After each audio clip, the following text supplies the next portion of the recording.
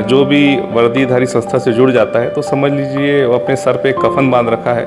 जिंदगी और मौत का क्या भरोसा हो, तो कभी भी कहीं भी आ सकती है। नमस्कार दोस्तों, एक बार फिर स्वागत है आपका बस्तर डायरी में। और बस्तर डायरी के माध्यम से लगातार आपको बस्तर की उपलब्धियां और बस्तर की बहुत सारी चीज़ें हम आपको लगातार बताते हैं। कुछ थोड़ा सा गैप हुआ है, लेकिन उस गैप के बाद आज बस्तर डायरी फिर एक बार आपके सामने मौजूद है। और आज बस्तर डायरी के अध्याय में एक ऐसे शख्सियत से हम आपको मिलाने चाह रहे हैं जिन्होंने बस्तर में रहते हुए 4 बार राष्ट्रपति पुरस्कार से सम्मानित हुए हैं। और ये वाकई बस्तर के लिए गर्व की बात है। और इनकी जो कहानी है वो भी वाकई बहुत रोमांचक है। और आप भी अगर उस कहानी को सुनेंगे बस्तर डायरी के माध्यम से तो ज़रूर उस व्यक्ति से मिलने के लिए आप ज़रूर कोशिश करेंगे। तो हम मिलवाने जा रहे हैं आपको उस शख्सियत से जिनका नाम है अब्दुल समीर, जो कि एक जानी मानी हस्ती है। और वाकई उन्होंने बस्तर ही नहीं, छत्तीसगढ़ का भी नाम रोशन किया है। और बाकी जैसा आप जानते हैं कि बस्तर डायरी के माध्यम से हम लोगों तक पहुंचाते हैं कि किस तरीके से लोग फाइट करते हैं, किस तरीके से लोग जीवन यापन करते हैं और किस तरीके से उपलब्धि करते हैं। तो आइए अब अगली जो मुलाकात है हमारी समीर जी से है और इनसे जानते हैं और बात करते हैं कि आखिर किस तरीके की इनको तकलीफ़ों का सामना करना पड़ा जब ये पुलिस में आए, क्या इनका सपना था। बहुत सी तमाम ऐसी बातें हैं जिनसे आप आज हम इनके रूबरू होंगे और आप भी इन बातों को शेयर करेंगे। समीर जी, आपका पहले स्वागत है बस्तर डायरी में। Thank you. समीर जी, सबसे पहला सवाल ये रहेगा मेरा कि किस तरीके से आप पुलिस में आए और क्या आपने कभी सोचा था कि क्या हम इस मुकाम तक, इस जगह पे पहुंच पाएंगे जहां पे आपको बस्तर से हैं और आप अपने 4 बार राष्ट्रपति पुरस्कार प्राप्त किया है? जी, मेरा शुरू से प्रयास था। मतलब आला अधिकारियों को मैंने कई बार जगदलपुर शहर में आते जाते देखा हुआ था कि और वर्दी के प्रति मेरा जो देशभक्ति का जो भाव था, तो सबके चलते हुए मैंने जैसे शिक्षा ग्रहण के साथ साथ ही मैंने एक वर्दीधारी संस्था ज्वाइन करने के लिए प्रयास भी किया। और हम लोग चूँकि एकदम मध्यम वर्ग से थे, तो हमारे माता पिता का भी जल्दी देहावसान वगैरह हो गया। तो उसके बावजूद भी उस दौर पे मेरी जो दोनों बहनें हैं उन लोगों ने मुझे लगातार साथ दिया। मेरे माता पिता जब तक थे तो मुझे प्रोत्साहित किया। तो मैंने पढ़ाई के साथ साथ ही कुछ काम भी किया। और शुरुआती दौर में वर्ष 2002 और 2003 के बीच में मैंने नगर सेना ज्वाइन किया था। एक शुरुआती दौर था, एक वर्दी के प्रति मेरा जो लगन और भाव था, तो मैंने कुछ समय नगर सेना में ज्वाइन किया। उसके पश्चात इसी बस्तर जिले में मैंने एक आरक्षक के पद पर भी 2004 और 2005 दोनों में ही मेरी नियुक्ति हुई थी। तो मैं पढ़ाई के चलते कुछ मेरी और भी तैयारियां चल रही थी कंपटीशन एग्ज़ाम वगैरह की। तो मैं 2005 में पुलिस जिला बस्तर में आरक्षक के पद पर भी ज्वाइन हुआ। और उसके पश्चात भी मेरा लगातार इस फील्ड में काम चल रहा था और आगे बढ़ने के लिए भी प्रयासरत था। तो 2012-13 के करीब में मैं निरीक्षक और उप निरीक्षक वर्ग की प्रक्रिया में शामिल हुआ, जिसमें शासन के द्वारा जो प्रक्रिया निर्धारित की गई थी उसमें मैं शामिल हुआ। और उसमें बस्तर संभाग से मैं उसमें सर्वश्रेष्ठ प्रदर्शन करते हुए चयनित हुआ था। अच्छा समीर जी, कई बार लोग बोलते हैं कि बस्तर जा रहे हैं, नक्सल क्षेत्र है, और हालांकि लोग डरते भी हैं, लेकिन अब जब ड्यूटी है तो करना ही पड़ेगा। पहली बार जब आपकी बस्तर में पोस्टिंग हुई और आपको जंगलों में जाना पड़ा तो कैसा फील कर रहे थे आप? ये मेरे लिए एक सुनहरा अवसर था। बाहरी लोग बस्तर से डरते हैं, चूँकि मैं बस्तर का ही हूँ। बस्तर ही मेरी यहाँ पे मूल भूमि में मेरी पैदाइश हुई है। तो ये एक मेरे लिए सुनहरा अवसर था कि मैं चूँकि बस्तर से था, तो बस्तर में ही जब मेरी पदस्थापना हुई तो मैंने इन चुनौतियों को सहर्ष स्वीकार किया और अपने साथी अधिकारी कर्मचारी, आला अधिकारियों के साथ और अपने अधीनस्थ स्टाफ के साथ मिल करके बहुत बढ़िया काम करने की कोशिश किया, जिसके परिणाम स्वरूप मुझे बहुत सारे अच्छे रिजल्ट भी आए। और लगातार हम लोगों ने जो बेहतर काम किया नक्सल उन्मूलन में, तो उसमें नक्सल उन्मूलन में बहुत सारी सफलताएं मिली। बहुत बड़े बड़े कैडर का आत्मसमर्पण करवाया, कई सारे कुछ रिकवरी अच्छे आए हैं। तो ऐसा लगातार प्रयास चलता रहा और ये सुनहरा अवसर मैं चूँकि बस्तर का था तो मेरे लिए काफ़ी अच्छा रहा। अच्छा, कई बार होता है लोग बड़े जागरूक होते हैं कि भाई जानना चाहते हैं कि आखिर जो एनकाउंटर होते हैं, जो मुठभेड़ होती है, तो किस प्रकार की प्रतिक्रियाएं सामने से आती है और किस प्रकार से आप लोग उनको फोर्स करते हैं, क्योंकि ये गोपनीय मामला होता है। फिर भी मैं उतना आपसे डिटेल नहीं पूछूंगा, थोड़ी सी जानकारी जो बताने लायक हो, क्या आप मेरे दर्शकों को बता सकते हैं कि किस तरीके से आप लोग एक ऑपरेशन में जाते हैं और क्या सोच के जाते हैं? देखिए, चूँकि बस्तर संभाग में नक्सल का प्रभाव बना हुआ है, काफ़ी कम हो रखा है पहले की अपेक्षा में, लेकिन लगातार जब भी जो भी सूचनाएं आती हैं तो सूचनाओं की समीक्षा करके वरिष्ठ अधिकारियों के मार्गदर्शन पर एक टीम तैयार करके नक्सल अभियान पे जाया जाता है। तो जिसमें मैंने लगातार स्वयं कई सारे ऑपरेशन को लीड किया है। तो उस ऑपरेशन को लीड करने के पश्चात जो हमारी योजना रहती है कि जहाँ पर नक्सलियों की सूचना हो उसको हम तस्दीक कर लें और उसके करीब में जाएं, उनके मान पर घुस करके उन्हें चुनौती देते हैं और कोशिश रहता है कि उन्हें आत्मसमर्पण के लिए प्रेरित किया जाए। और लगातार पुलिस की उपस्थिति से उनमें बौखलाहट भी आया है, तो नक्सली अब काफ़ी बैकफुट पे भी हैं। और रहा सवाल जो इनकाउंटर का, तो इनकाउंटर कुछ समय का जो मुठभेड़ होता है, जो वास्तविक घटना होती है, तो इतने कम समय पर पुलिस अपना प्रयास रहता है कि नक्सली को तो पहले तो आत्मसमर्पण के लिए प्रेरित करे, उन्हें उस नक्सलवाद को छोड़ करके सामान्य विचारधारा में आने के लिए लाया जा सके। लेकिन इसके पश्चात अगर जो नहीं आते हैं और अगर उनकी तरफ से अगर फायरिंग वायरिंग की जाती है, तो आत्मरक्षा पुलिस टीम हो या फिर अभियान में जो भी शामिल अधिकारी कर्मचारी हो, वो अपने बचाव के लिए, आत्मरक्षा के लिए मुठभेड़ में शामिल होकर के फायरिंग भी करते हैं। और उसके पश्चात कभी सफलताएं असफलताएं का दौर चलता है। तो जैसे कितनी मुठभेड़ होंगी जिसमें आपको लगा हो कि यार इस मुठभेड़ में मेरे को रहना चाहिए था, और सफलता भी जाहिर सी बात है कि आपको मिली है और राष्ट्रपति पुरस्कार से भी आप सम्मानित हो। तो ऐसी कोई ऐसी घटना या ऐसी कोई मुठभेड़ जो आपको याद हो, जो आपको आज भी लगता हो कि यार उस मुठभेड़ से हम लोग बच के निकल आए? जी हाँ, मैं जिला बीजापुर में तैनात था। वर्ष 2013 के आसपास की बात है। हम लोग 7-8 दिन के लिए बहुत अंदर कैंप किए हुए थे। मैं बीजापुर से करीब हम लोग गंगालूर थाने के एरिया में 35-40 किलोमीटर अंदर घुसे हुए थे। तो इस बीच दूसरे दिन पर मैं घायल हो गया था। नक्सली जो बूबी ट्यूब्स वगैरह लगाते हैं, स्पाइक्स वगैरह लगाते हैं, तो हम लोगों की फायरिंग भी हुई, मैं घायल भी हुआ। लेकिन वहाँ पर जो टीम का था मनोबल बढ़ाए रखने के लिए, चूंकि मैं खुद लीड कर रहा था, उस स्थिति में भी, मैं घायल स्थिति में भी उस मौके पर लगातार 6 दिन तक बना था। और इस बीच में हमारी कुछ और भी फायरिंग हुई, कुछ अच्छी रिकवरी भी आई। और इस तरह के लगातार अभियान हम लोगों ने चलाए हैं। और बोलना चाहिए कि ऊपर वाले का हमेशा बराबर सहयोग रहा, उनका करम रहा, और मेरे आला अधिकारियों का सतत मार्गदर्शन मिला, मेरे साथी अधिकारी कर्मचारी और मेरे स्टाफ का बराबर सहयोग मिला कि जितने भी ऑपरेशन को हम लोग लीड किए, उसमें सकुशल वापस आए हैं।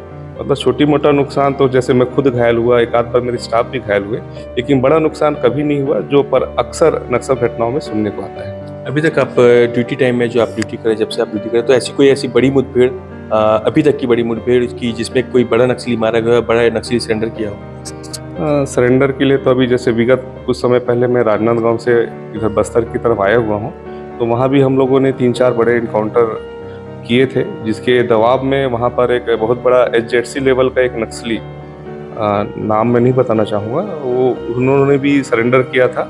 तो लगातार जो फोर्स का दबाव बना है, इसमें छत्तीसगढ़ पुलिस है और पैरामिलिट्री फोर्सेस का भी लगातार अच्छा दबाव बना, जिसकी बदौलत नक्सली घबरा करके, चाहे वो छोटे कैडर के हों, बड़े कैडर के हों, लगातार आत्मसमर्पण कर रहे थे। तो एक उदाहरण अभी हाल के ही राजनांदगांव का है, जहाँ एक बड़े लेवल पर सरेंडर किया गया। और उससे पहले भी जिला बीजापुर और उसके आसपास में भी लगातार सरेंडर किए हैं, जो संयुक्त पुलिस बल का ही प्रभाव है। अच्छा, लगातार 4 बार आप राष्ट्रपति पुरस्कार से सम्मानित हो, कितना गौरवान्वित अपने आप को समझते हो? क्या लगता है कि बस्तर के लिए और भी और कुछ करने की इच्छुक है, और लोगों को आप क्या संदेश पहुंचाना चाहते हैं? हाँ, इस बात के लिए मैं थोड़ा सा कहना चाहूँगा कि बस्तर एक पावन धरा है। बस्तर की जो धरती बोलते हैं, मां दंतेश्वरी की पावन धरती है। तो यहाँ पर काम करना मेरे लिए, एक वर्दीधारी संस्था में जुड़ करके, मेरे लिए सौभाग्य की बात है।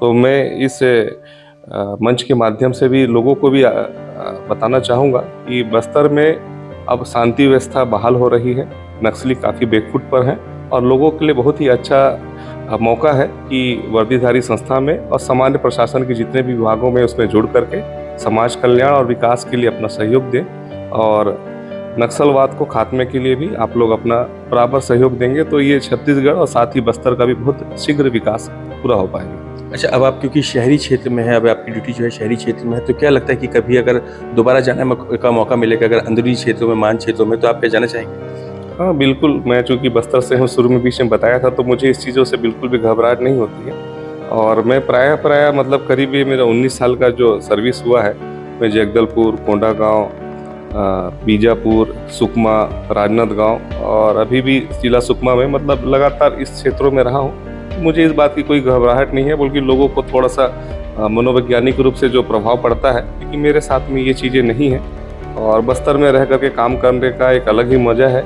और चुनौतियों को स्वीकार करें तो रिजल्ट भी पॉजिटिव हमेशा आता है। अक्सर कामयाब व्यक्ति के पीछे किसी न किसी का हाथ होता है, कोई ना कोई आइडियल होता है। तो फैमिली मेंबर में ऐसा कौन आइडियल है, और लाइफ में कौन ऐसा आइडियल है, जो कोई अधिकारी हो, जो कोई व्यक्ति हो, जिससे आप प्रभावित होकर और भी अच्छा काम करने की कोशिश करो और भी अच्छा काम करते जाएंगे? सर्वप्रथम तो मेरे स्वर्गीय माता पिता हैं, जो आज नहीं है इस अवसर पर, अगर वो होते तो आज मेरी उपलब्धियों को देख करके, मेरे काम को देख करके ज़रूर मुझे सराहना करते। और मेरे परिवारजन हैं, मेरी दोनों बड़ी बहनें हैं जो इसी शहर में रहते हैं, और हमेशा से मेरे आला अधिकारियों का बराबर सहयोग मिला। मेरे साथी स्टाफ, वरिष्ठ अधिकारी जितने भी रहे हैं, मेरे अधीनस्थ स्टाफ रहे हैं, मेरे सहायक कर्मी रहे हैं, उनका बराबर सहयोग कार्यालय में, फील्ड में और नक्सल इनकाउंटर के दौरान मिला, जिसके बदौलत हम लोग बस्तर संभाग में और जिला राजनांदगांव में पदस्थापना के दौरान नक्सल मंच पर अच्छे काम करने के लिए लगातार प्रोत्साहित हुए और अच्छा काम कर पाए हैं। तो मेरी सफलता का संयुक्त श्रेय जाता है और इनमें सभी का बराबर रोल है। अच्छा समीर जी, क्योंकि आप नक्सल क्षेत्र में ज़्यादा रह चुके हैं और अंदर जाके आपने बहुत सारे एनकाउंटर भी किए हैं, नक्सलियों को भी मार गिराया है, सरेंडर भी करवाया है, तो उस वक्त जो आपके मन में चलता था कि एक मतलब जिज्ञासा रहती थी ना कि हम जा रहे हैं आज और आज हम एनकाउंटर करेंगे या फिर मुठभेड़ होगी, जब सर्विसिंग पे जाते थे उस समय आपकी जो टीम रहती, जैसे आपने मेरे से बातचीत के दौरान बताया कि मैं लीड करता था, तो उस टाइम ऐसे कुछ रहता था पल कि भाई लोग आखिर मेरी बात मान रहे हैं और मैं लीड कर रहा हूँ, तो क्या जो आपका ग्रुप था, जो आपकी जो टीम थी, वो अपने आप को किस तरीके से महसूस करती थी और कितना आप उनको सेफ रखने की कोशिश करते थे? जी हाँ, इसमें मैंने जितनी भी बार अपनी टीम को लीड किया है, रहा सवाल नक्सल मुठभेड़ का, तो मुठभेड़ कभी कभार ही होता है। मतलब ऐसा नहीं कि अगर मैं 50 बार ऑपरेशन पे जाऊं नक्सल अभियान पे 50 बार मुठभेड़ होगा। संयोग की बातें हैं कि कभी कभार आमना सामना होता है, लेकिन इस बीच में मेरी टीम के साथ में मेरा समन्वय कैसा है, कोऑर्डिनेशन में किस तरह से कर पा रहा हूँ, आला अधिकारियों से मेरा कैसा तालमेल रहा है, तो ये सब चीज़ों को चलते मैं अपने अधीनस्थ स्टाफ, खासकर जो नक्सल अभियान में मेरे साथ कंधे से कंधा मिलाकर चलते थे, वहाँ पर रैंक वगैरह कोई मायने नहीं रखता। एक छोटा कर्मी भी क्यों ना हो, चाहे वो आत्मसमर्पित पुराना कोई स्टाफ हो या फिर पुलिस विभाग का कुछ छोटा सा कर्मचारी हो, उसके पास भी कुछ तकनीकी रूप से कुछ जानकारी अच्छी हो सकती है, क्षेत्र का ज्ञान अच्छा हो सकता है। तो वो सब चीज़ों को हम लोग संयुक्त रूप से चर्चा करके नक्सल अभियान में क्या बेहतर कर सकते हैं जिससे हमें सफलता मिल सके, रिजल्ट अच्छा आ सके, और आला अधिकारियों को हम इस चीज़ों को अवगत करा करके हमेशा सफल क्रियान्वयन के लिए प्रयासरत थे। और यही एक अच्छा मौका मिला जिसमें मैं अपनी टीम के साथ में, जिसमें मेरे छोटे कर्मचारी और आला अधिकारी भी थे, हम लोगों ने अच्छी तालमेल से और पूरे बल के साथ में मिलकर के काम किया है। कभी डर लगा क्या? जी बिल्कुल नहीं। कभी भी मतलब जंगल में गए हैं और आपने पीछे से मुड़ के देखा, ऐसा कभी हो कि आपके साथ 3-4 और सामने जंगल पड़ा है? हाँ, ऐसा मौका तो कई बार आया। मतलब जब मुठभेड़ की स्थिति होती है तो टीम थोड़ा सा आगे पीछे हो जाती है, नक्सली भी भागने के प्रयास में रहते हैं, तो उस समय जोश और जुनून इतना ज़्यादा रहता है कि हम उनके टैक्टिक्स को देखते हुए उनको घेरने का प्रयास करें मुठभेड़ के दौरान। तो कई बार टीमें थोड़ा सा आगे पीछे होती हैं, लेकिन हम लोगों का जो संयुक्त तालमेल रहता है, हमारी जो सिखलाई है, हम लोग फिर आपस में मिल करके फिर एकजुट होकर के फिर अपने आगे के दौर की ओर बढ़ जाते हैं। आजकल के जो यंग जनरेशन नौजवान है, जैसे कि आपको मालूम हो कि नशे की गिरफ्त में बढ़ते जा रहे हैं, तो उन लोगों के लिए आपका क्या संदेश है? क्योंकि एक आप भी कुछ लोगों के आइडियल हैं, तो उनके लिए क्या संदेश हमारे माध्यम से देना चाहते हैं? देखिए, समाज में ये जो अभी आजकल जो चलन में आ रखा है कि युवा वर्ग नशे की ओर अग्रसर हो रहा है, तो ये सब चीज़ें सुनने में आती हैं तो बहुत अच्छा फील नहीं होता है। तो लोगों को जागरूक होने की और शिक्षित होने की ज़रूरत है। ये सब चीज़ों से बच कर के चलें, अपने परिवार के लिए, अपने समाज के लिए कुछ अच्छा करें। शिक्षा की ओर बढ़ेंगे तो संभव ज़रूर है कि आने वाले समय पे कुछ अच्छा शासकीय पद पर या फिर प्राइवेट कुछ वर्क पे वो जुड़ करके कुछ अच्छा काम कर सकते हैं और अपने साथ साथ अपने समाज का और साथ ही साथ बस्तर का भी नाम गौरवान्वित कर सकते हैं। जब जंगल में तो परिवार को कैसे टाइम देते थे आप? देखिए, समय तो कई बार कम मिलता था, कई बार बहुत लंबा समय गुजर जाता था। तो ये सब चीज़ें एक ऐसा दौर गुजरा कि जब परिवार से काफ़ी लंबे समय में 2-2, 4-4, 6-6 महीने में भी मुलाकातें हुई, लेकिन मौका मिलता था और परिवार का भी बराबर संतुलन बना रहा। तो इस बीच में मेरे बच्चे, मेरे यहाँ मिसेस वगैरह का भी बराबर साथ था। बोलते हैं ना कि एक गाड़ी चलती है तो दोनों चक्के बराबर रहते हैं, तो मेरे साथ मेरी जीवन संगिनी का भी बराबर सहयोग रहा।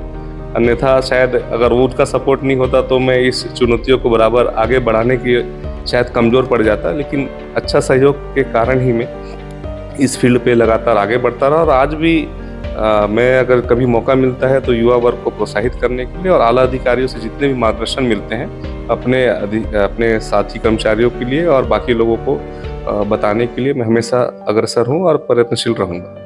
पहली बार आपको राष्ट्रपति पुरस्कार मिला, वाकई बस्तर बहुत खुश था, बस्तर के लोग बहुत खुश थे, छत्तीसगढ़ के लोग बहुत खुश थे, तो आपके अंदर, आपके परिवार के अंदर किस तरह की खुशी थी? देखिए, खुशियों का तो उस समय कोई ठिकाना नहीं था कि सुन रखे थे कि अच्छा काम करने से आपको राष्ट्रपति वीरता पुरस्कार मिलता है। तो बात 2012-13 के करीब की है। एक अच्छे पुलिस नक्सली मुठभेड़ के दौरान हम लोगों ने अपनी टीम को सकुशल लाया था और उसमें प्राप्त उपलब्धियों के आधार पर, जिसमें हमारे कुछ जवान घायल भी हुए थे और कुछ नक्सलियों को हम लोगों ने इनकाउंटर में मार भी गिराया था। वो सब चुनौतियों के बाद में जब हमारी टीम सकुशल वापस पहुंची, तो संयुक्त बल के तौर पर कुछ और लोगों का भी नाम प्रस्तावित किया और मेरे भी आला अधिकारियों ने मेरा भी नाम राष्ट्रपति पुरस्कार के लिए नामांकित किया हुआ था, जिसके परिणाम स्वरूप जब मुझे फर्स्ट टाइम राष्ट्रपति वीरता पुरस्कार मिला तो मुझे इस बात की बहुत खुशी हुई और मेरे परिवार वाले, मेरे साथी अधिकारी कर्मचारियों ने भी मुझे बहुत प्रोत्साहित किया और ये क्रम चलता रहा। लगातार इस तरह के काम करता रहा मैंने। तो यही सिलसिला चलने के परिणाम स्वरूप करीब आज तक मैंने जितने भी अच्छे काम किए हैं उनमें से कुछ प्रकरणों का चयन करके मुझे 4 बार राष्ट्रपति वीरता पुरस्कार इसकी बदौलत प्राप्त हुआ है। अच्छा, एक आखिरी सवाल था। लोगों की अभी भी, कुछ लोगों की मेंटलिटी है, सोच है कि बस्तर में नक्सलवाद है। आप रह चुके हैं, अलग अलग जगहों पर रह चुके हैं और कोशिश प्रशासन के द्वारा लगातार जारी है कि बस्तर से नक्सलवाद खत्म हो चुका है। तो आपके जो विचार है, आपके विचार से क्या कहते हैं कि वाकई बस्तर से नक्सलवाद खत्म हो चुका है, नक्सलवाद खत्म होने की कगार पर? देखिए, ये तो नक्सलवाद काफ़ी पहले से, काफ़ी समय से बस्तर संभाग में है। अपनी गहरी पेट उस समय बना रखे थे, लेकिन शासन की जो योजनाएं हैं जो आखिरी व्यक्ति तक समाज में पहुंच रही है और ऐसे ऐसे इलाके जो कोर बेल्ट है जहां नक्सल का प्रभाव ज़्यादा रहा है, उस क्षेत्रों में भी लगातार शासन की योजनाएं, साथ में शासन के जितने भी कर्मचारी हैं, अधिकारी हैं, अपने योजनाओं को अमल में ला रहे हैं, अमली जामा पहना रहे हैं। तो इससे लोगों का विकास के प्रति जुड़ाव हुआ है और नक्सली वाकई में अभी बैकफुट में है और कुछ समय तक ऐसा प्रयास चलता रहेगा। तो वो दिन दूर नहीं है कि बस्तर को हम नक्सलवाद से तुलना करें और नक्सलियों के बारे में कोई बातें भी होगी।